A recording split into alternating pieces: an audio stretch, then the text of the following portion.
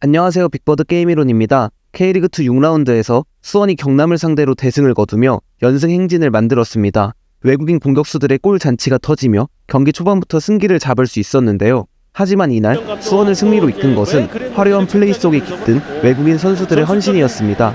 그렇다면 이날 경기를 초호화 공격진, 경남의 패인 순서대로 살펴보겠습니다. 이날 수원은 차범근 감독 시절을 연상케 할 만큼 선수들의 기량을 활용해 상당히 직선적이고 빠른 공격을 선보였습니다. 길게 중앙 쪽으로 다이렉트 노스톱했습니다. 브루노 실바. 전환 상황에서 수원이 볼을 따내면 공격수들이 곧바로 침투하고 일루첸코가 이등을 향해 정확히 연결해주죠. 크게 줬습니다. 제라핌. 자, 오른쪽 때릴 수 있는 거리까지 접근. 왼발로 때립니다. 굴절 나갔습니다. 지금은 수원의 스로인 상황입니다. 이때 경남의 원톱 이중민은 높게 위치하며 반대 전환을 차단하죠. 한편 수원의 원톱 일류첸코는 최전방에서 상대 센터백 라인에 머무르지 않고 측면으로 이동해 숫자 싸움을 돕습니다. 그런데 이때 최용준의 진가가 드러납니다. 스로인 상황에서 3대2의 수적 우위를 만들다가 일류첸코와 브루노 실바가 상대 수비와 1대1로 맞서는 것을 보자마자 일류첸코에게 달려가며 2대1의 수적 우위를 만들어내죠. 이렇게 수원이 경기 초반 첫 번째 득점에 성공합니다.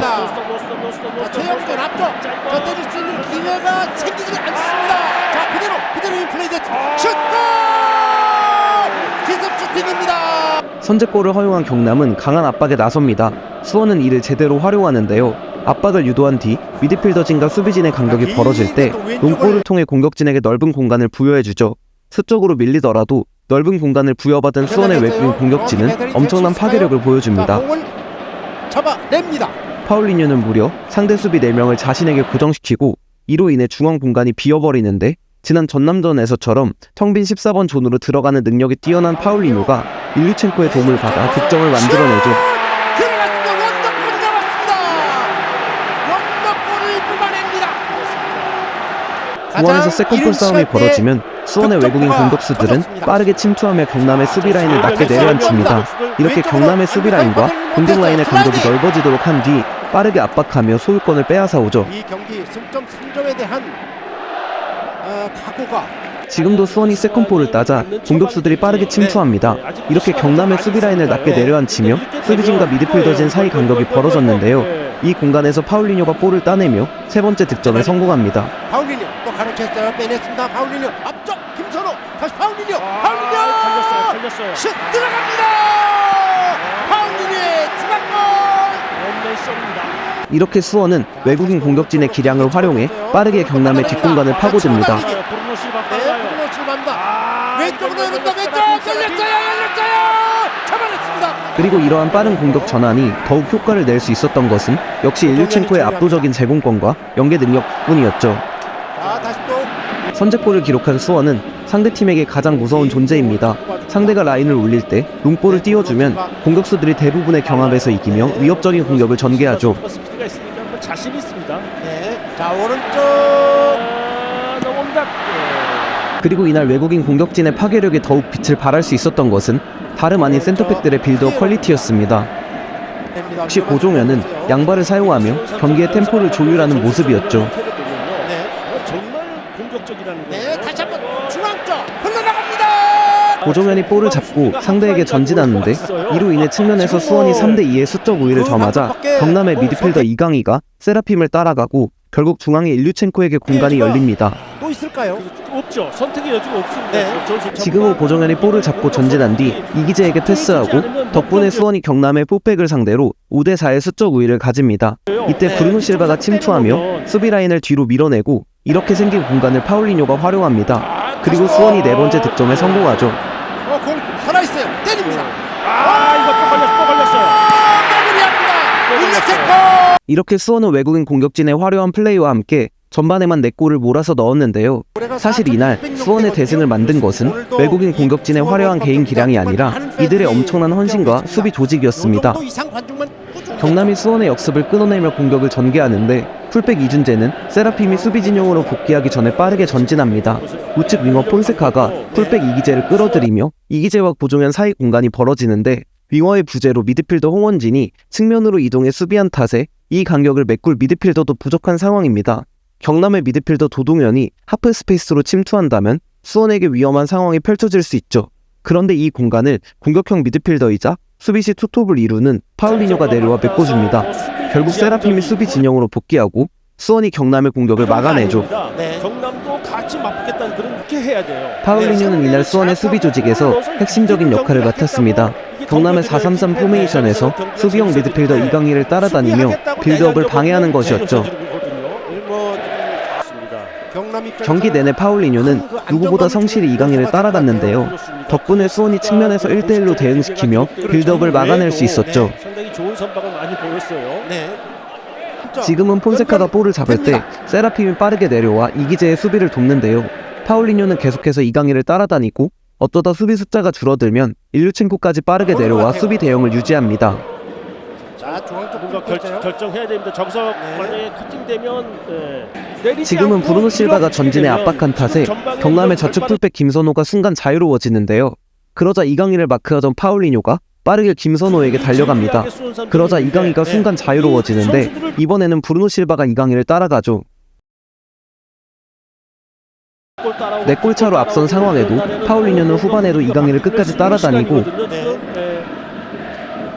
양쪽 윙어들 역시 헌신적인 수비 가담을 보여주죠. 들어갈 거예요. 그렇죠. 그러니까 순간적 외국인 공격진의 이러한 헌신은 이미 팀 전체에 긍정적인 파급 효과를 일으키고 있습니다. 어린 선수들에게도 큰 귀감이 되는 모습이죠. 자, 이준재입니다. 이준재 직접 돌파 시도 낙고 나갔습니다.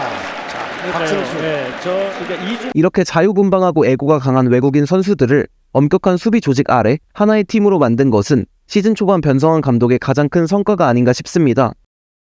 중간에 미들 쪽에서 공간이 이날 4-3-3 대형을 준비한 이을용 감독은 후방에서 4-1 대형을 만들고 중앙 미드필더가 측면으로 빠지며 수원의 미드필더를 측면으로 끌어내고자 합니다. 이렇게 중앙 지역에서 공간을 창출하는 것이 경남의 목적이었습니다. 지금은 이을용 감독의 의도가 잘 보이는 장면입니다. 중앙 미드필더 해난이 측면으로 빠지며 자신의 마크맨 최영준을 끌어들이고 이 공간으로 원톱 이중민이 내려오는데요. 약속된 플레이였지만 경남 선수들이 제공권에서 밀리며 수원이 빠르게 역습을 전개하죠. 다시 또 공을 권한규가 빼냈고요. 자, 짧게 갑니다. 1패스. 지금도 경남이 후방에서 4-1 대형을 만들고 풀백에게 볼이 향할 때 중앙 미드필더가 측면으로 빠지며 수원의 미드필더를 끌어냅니다. 이때 수원의 투미들 사이 공간이 벌어지는데 원톱 이중민은 이 공간으로 내려오지 않습니다. 만약 이중민이 내려왔다면 센터백 권한규를 끌어들였을 것이고 꼭 이중민에게 패스가 가지 않아도 폰세카가 침투할 때 더 많은 공간을 만들어줄 수 있었을 것입니다. 제가 생각하기에 이날 경기 초반 경남의 공격이 잘 풀리지 않은 것은 측면 공간을 활용하지 못해서입니다. 수원은 4-4-2 수비 대형 중 양쪽 윙어를 높게 올려 사실상 4-2-4 대형을 만드는데 이 경우 윙어의 뒷공간을 허용하게 됩니다. 윙어가 수원의 풀백을 묶어놓고 풀백이나 다른 선수가 이 공간으로 진입해 볼을 받을 수 있다면 수원의 전방 4명을 제치고 공격을 전개할 수 있는 것이죠. 하지만 경남은 빌드 없이 4명의 수비수를 모두 낮게 배치하였고 풀백이 수원 윙어들의 뒷공간에서 볼을 받는 상황이 거의 없었습니다. 이을용 감독의 빌드업 전략이었는지 턴오버 상황을 대비한 또 다른 전략이었는지는 모르겠지만 이로 인해 경남이 후방에서 유의미한 공간 활용을 하기 어려웠죠. 센터백 박재환이 브루노 실바에게 전진하고 풀백 김선호가 더욱 전진한다면 측면에서의 2대1의 수적 우위를 만들어낼 수 있는데요. 하지만 이 두 가지가 모두 이뤄지지 않으며 수원의 4-2-4 대형의 약점인 윙어의 뒷공간을 전혀 활용하지 못하는 경남입니다. 결국 후방에 5명을 배치하고도 수원의 4명의 1차 수비 라인을 넘어서지 못하는 결과를 낳고 말았죠. 전반 26분이 돼서야 빌드업 상황에서 풀백 이준재가 세라핌의 뒷공간으로 전진하고 이로 인해 세라핌이 이전보다 낮은 위치로 이동하는데 이렇게 생긴 측면 공간으로 미드필더 도동현이 진입합니다. 이렇게 도동현이 홍원진을 끌어들이며 수원의 중원에 공간이 생기게 되죠. 이렇게 후방에 불필요한 숫자를 줄이고 이준재를 높게 올리자 경남의 빌드업은 조금 나아졌습니다. 높게 전진한 이준재가 이기재를 끌어들이고 이로 인해 폰세카에게 공간이 생기지만 패스가 이루어지지는 않았죠. 좋아지는 상황이에요. 그렇죠. 다양한 옵션이 있겠죠. 우측 풀백 이준재가 조금 올라가며 실바의 위치를 내림으로써 빌드업 시 활용할 수 있는 우측 공간이 늘어나고 두 중앙 미드필더 조영관과 해난이 간격을 넓게 벌리며 각각 홍원진과 최영준을 떨어뜨려 놓고 그 사이로 원톱 이중민이 내려옵니다. 하지만 이러한 패턴을 이미 경험한 권한규가 전진해 볼을 차단하죠. 지금도 경남의 빌드업 상황인데요. 해난이 홍원진을 끌고 이중민이 내려오는 패턴이 나오지만 역시 수원이 잘 대처합니다. 이렇게 경남이 만회골을 기록하지 못하는 와중 경기 막판 변성환 감독은 파울리뉴를 빼고 한호강을 투입하며 5-4-1 대응으로 경기를 굳히고자 했습니다. 최후방의 숫자를 늘리며 수비적 안정감을 높이는 모습이었죠. 4-0으로 앞선 상황에서 그동안 자신들이 당했던 5-4-1 대응을 통해 완벽하게 경기를 걸어 잠궜습니다. 이렇게 대승으로 분위기를 탄 수원의 다음 상대는 부천입니다. 부천 원정에서도 좋은 흐름을 이어갈 수 있을지 지켜보겠습니다. 시청해주셔서 감사합니다.